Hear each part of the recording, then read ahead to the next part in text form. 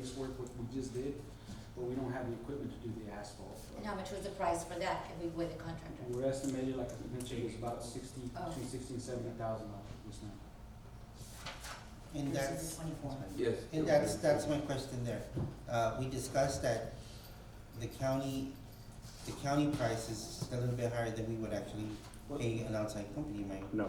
This actually is a better estimate. The first estimate was wrong, and I think we were Okay. we were debating as to, I said, let me make sure, and this is what the best, this is the estimate they gave us as of July 12th, 2022, and so they're basically saying they can do this work for $24,000.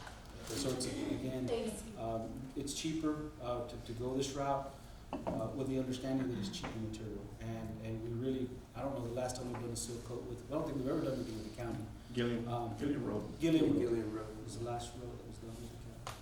And what do you think if this material that the county's offering, is it something that's gonna last, or we're gonna bring back to the table years It's from now? supposed to be rated 7 to 10 years, if done correctly. That's the lifespan they gave us, 7 to 10 years, versus 10 to 15 on the other one, on the paving, actual paving.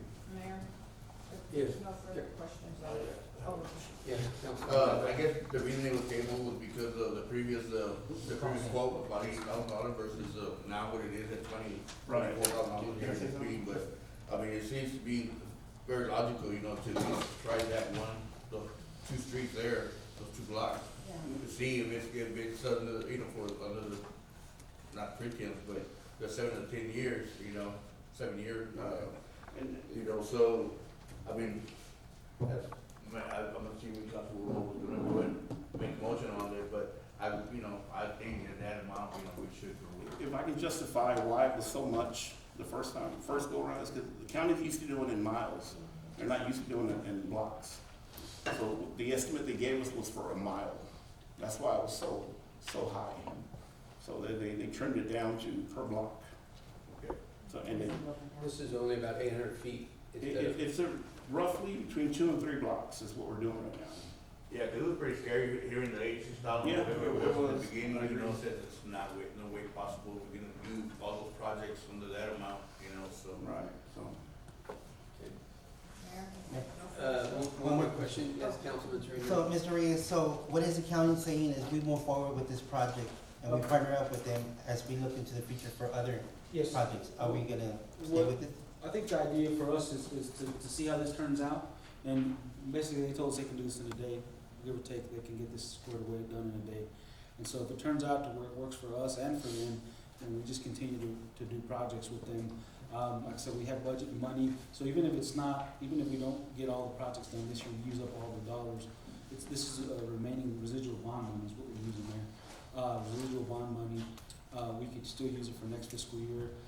We would like to seal coat preferably in the summertime. I know we're getting close to the end, but if we could do some roads this month, maybe some next month, and maybe even in September, I don't know, and maybe stop doing it in October. Maybe that'll give us some time to get some more roads done and then start up again, hopefully in maybe May of next fiscal year. The good news, council, is it's going to be hot enough probably for the next 6 Yeah, weeks to yeah. get this laid down well.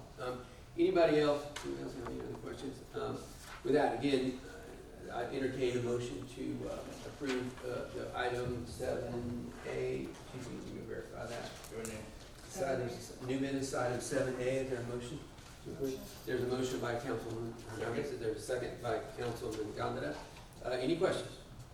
Hearing none, I'll call for a vote. All in favor, please say aye. Aye. Motion passes unanimously. Thank you very much, Council. All right, with that, we are moving on to the meat and potatoes of tonight's meeting. Item 8A, discussion regarding the administration, police, streets, finance, parks and recreation, library, and municipal court budget. City manager, the floor is yours. Yes, Mayor, what we'll do in council, what we'll do tonight is go in order based on budgets and where they stand as far as the sheets and stuff. So on page 7, you can see the administration budget, and I'm gonna go over the presentation, and we'll have that up for each of you. You go to the next slide, Krista. I won't go into all this mission in our department descriptions, that's all, but I do wanna point out the departments that report directly to me, are the police chief, the department heads, that is, the public works director, the finance director, the city clerk, the library, head librarian, the public information officer, municipal court staff, excluding the municipal court judge, and code enforcement and the permit staff report to me. The other thing so the council is aware, and I'm sure some of the mayor, the one that does take a significant amount of time, is the very bottom slide there, and that takes a lot of our time, which is, permits, inspections, zoning, subdivision regulations, planning, the comprehensive plan and economic development. Those are things that normally are done in the office, and I do have some support staff and that I'm thankful for, which is Crystal and Jesse and several others. But that's kind of what a lot of this work entails as far as this department. So anything related to development, particularly community and economic development, will run through city manager's office and the supporting staff. Go to the next slide, Crystal. Under this administration budget, what you'll find as far as the salary is half of the city manager's salary, which is my salary, the permit clerk, and one receptionist. The code enforcement officer position will be moved under administration, and I can go into that here in just a bit. But that actual salary was currently under the police department. But my plan is to move that under administration, simply because we have a lot of work on our end that require code enforcement to go out and do code enforcement work, which is permits, inspections. We have inspectors, but the permits, as people are building homes, from any setbacks to all the stuff that we should be doing, people going out in the field, that's something that the code enforcement officer, not to add on to that would be any nuisance issues. So that's what we're gonna try to address as far as that particular position and that salary. It's moved it under administration. Health insurance premiums, we don't expect to see, thankfully, expect to see any increases to our health insurance premiums. Our claims have improved compared to last year, and we intend to promote biometric screening and other preventive measures to continue this trend. So what we did, I think prior to COVID, I don't think we did last year, maybe even the year before, but we had biometric screening, it was a requirement, and we would require staff to go, at the very least, go and give a screening, and they get screened for blood pressure, I believe there was other panels, but I believe blood pressure, diabetes, and some other things. And so what we would do is those that didn't attend, we would add an additional $25 a month to their, I believe, to their pay into the insurance system. So I say it's an incentive, but we do want people to at least, if they're sick or something's going on with them, that they at least know that something's happening. So we do offer that. We don't pay for, we the city, absorb the cost of the biometric screening. The other incentives we included in the budget was a one-time pay of $750 to employees October of 2022, another $750 on March of 2023, and a one-time another Christmas incentive. We normally give an incentive of Christmas of $150. We're asking for additional $350. And that's been put into the budget, and all we're trying to do there, council, we're not asking for any pay raises to any particular staff member. We just know that with the cost of inflation and fuel cost, we're asking that you consider that to help some of the staff with some of these costs. It's not, in my opinion, it's not a lot of money, but nonetheless, it's as best we can do to try to help them. Consultants and contracts. If you look in your budget on line item 302, and what I put on there, when you see 106 and 302, you see these numbers there. Those numbers correspond to the actual line item that you can find these at. So, for instance, under 302, there on page 7 of the administration budget, you can see that is consultants and contracts. The budgeted amount for that is $50,000, and so with that. Can you go back to that presentation, Crystal? What comes out of that, council, is building permit fees, to pay the building officials, realtor fees, surveying, mapping, rate study analysis, and small engineering services when we have to review plats and site developments. I'll give you an example. Whenever we have to do any type of site planning or survey work for Starbucks, or any other developments, we work with our engineers and our firms to help us with that site work. The other item that's in there is under 306, it's currently there, is our comprehensive master plan. I believe there's $32,000 budgeted for that. That's gonna be left in there. We anticipate to complete that study this year. But if not, we'll expense that out of next year's budget. So we anticipate to complete that September of this year. So that's 306 in the budget. And let me make sure we remember, yes, $32,000. Can you go to the next one, Kristen? Under telephone and utility expenses, that includes, under this budget, includes all utilities and telephone services for the city hall and the annex building. And you can see that under item 316. That budget amount is $52,800. Under community promotions, this is something that I would like to get some feedback from the council. I know we talked a little bit about the hotel occupancy tax, but this is something that we've worked on, and I think I budgeted a little bit more because we did go over this year on that line item, which includes all the events not paid by the hotel tax. What we did this year was a Christmas event, and with that, I think we did help me out here, the toy drive, backpack giveaway, and Shooting school. yes, and we had the little event down here. I think we had the tamala and some other stuff.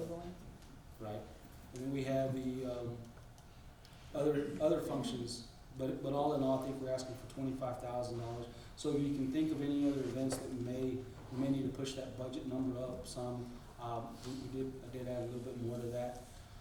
Under economic development incentives, we do offer for the downtown, we budget $10,000 for the facade grant, and last year I think we used all $10,000. And then the other amount for the 341 there is the incentive for Starbucks. I think you'll see that of $25,000 is the other part of that 341 there. The swimming pool that we pay into the school district for maintenance and operation, we pay $25,000 into that. And then, go down there, Krista. Other expenses is the STEC litigation expense. Some of the council members that weren't here, there was litigation between all the taxing entities, and we ended up in litigation with STEC, and there's still some dollars owed to the attorney that represented us in that case. So that's included into the budget. We are not recommending any additional staff for this budget, and we're not recommending any pay increases. None of that's included in this budget. So that's an overview of the administration budget, and I'll be happy to entertain any questions or anything. Council, any questions? His expense budget is on page 7. One of the things that is on my wish list I'd like to talk about is with any company or any business, your line of succession is very, very important. And we have Fred, and we're blessed to have Fred, but there is nobody in reserve. There's nobody that would take over in the event that something happened to Fred. And so, schools have superintendents, assistant superintendents, companies have presidents, vice presidents, so on and so forth. Looking over, I'm blessed. I've shared with you guys, I get to spend quite a bit of time up here at City Hall, and I see what he does, and I know what we have in front of us. And I'll share with some of you new council members, when I came on a year ago, my real objective was I would like to see the council and the city be proactive, to move forward and to try to not just simply be reactive to the things happening around us. And so I would really like to think about and consider looking at an assistant city manager. And this would add You can see in our budget that we did not add $75,000 for the EMS contract. So that's something that we can absorb. Of course, it's not in this one, it would increase that by that much. But that is my wish list, and it's something, if we don't do it this year, there's a lot of other things that we need to think about. We've got to most definitely look at borrowing some money in order to accomplish some of the big ticket things. But this is something that I think would benefit us tremendously. Fred is spread really thin. There's a lot of things that he's working on all the time, and so if we were able to hire the right kind of city manager, assistant city manager, I think that would double his workforce and really kind of help free him up to work on the big ticket items and allow that individual to kind of work on some of the smaller stuff. So something I'd like you guys to be thinking about, and I would like to see them kind of pencil that in. Again, we've got a lot of constraints on our money. It would be an expensive item, but I think we would get our bang for the buck down the road. And just so that you guys know, we're exposed there, and it's not anything morbid, but any company would recognize, or any operation would recognize how important their key man is. And if we don't have a succession plan for that, it could bite us really hard. And we've been blessed to have Fred for 3 years. I hope we keep him off a long time after that. But it's just something that I'm thinking about. I'd like you guys to think about. And so I'm gonna get Fred to pencil some line item in, but of course each one of you guys may have equally important comments on various aspects of our budget. So it's one of those things that we'll look at. But I would say in our budget, that's probably the most important thing to me that I would like to see us do that we're not currently doing. Any of the council members, even if you have time, I'll be out this week, but next week, if you wanna sit down and give me some of your wish list items or things that you would like to see, we can definitely try to squeeze something in, try to squeeze it in the budget and say these are additional requests. So you'll have time maybe next week or the week after. And we're talking, I mean, y'all were talking anywhere from $70,000 to $90,000. We're talking about a high-paid individual. But the key would be, of course, then finding someone where we get a return for that, that we would be able to accomplish more stuff. So something to think about, council. Anything else on the admin side? Anybody else, Councilman Torino? Crystal, if you can go to slide number 3. Yes.